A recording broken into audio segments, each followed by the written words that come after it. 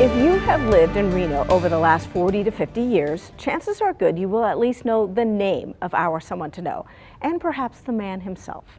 If your time here is more recent, then we will tell you that he's one of the developers behind the newly opened Reno Public Market right off Plum Lane. Property that has been in his family for 100 years. Meet Rick Casazza. What is now the bustling Reno Public Market, a place to eat, drink, and shop, was once upon a time ranch land. And we grew up here, and there was apple orchards, there was a Dairy Queen on the corner. And when he says here, Rick Casazza means the exact spot where he is standing. We lived on the property when I was born, and it was part of the family's ranch where we're standing right here. It was an alfalfa field. Rick's grandparents originally bought the land in 1923. Rick says he lived there until he was about 5. Around 1960, the property began its transition to retail. Built Skaggs and Mayfair, and I think we opened 1963. It was named Shoppers Square and drew in more stores, customers, and even Santa. All the while, says Casazza, it remained a family business. Everyone helped. Probably 8 or 10 years old and pulling weeds. Rick says one other thing also prepared him for the business world.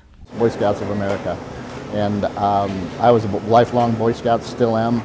He says that leadership training prepared him to take over when his dad was ready to retire and Shoppers Square was ready for change. We had a lot of vacancy sort of planned because I knew we were going to need to do some redevelopment. And demolition. January 25th, 2016, I introduced my partner Doug Wheely to the project. 7 years, almost to the day, Reno Public Market is open for business. A giant food hall lined with eateries, a big screen and stage, retail shops, plus... It's about 25 to 30% of this project is the arts. And like his dad and granddad before him, Rick Casazza says he will find the right fit for the few spaces that are left, in hopes of becoming a community icon once again.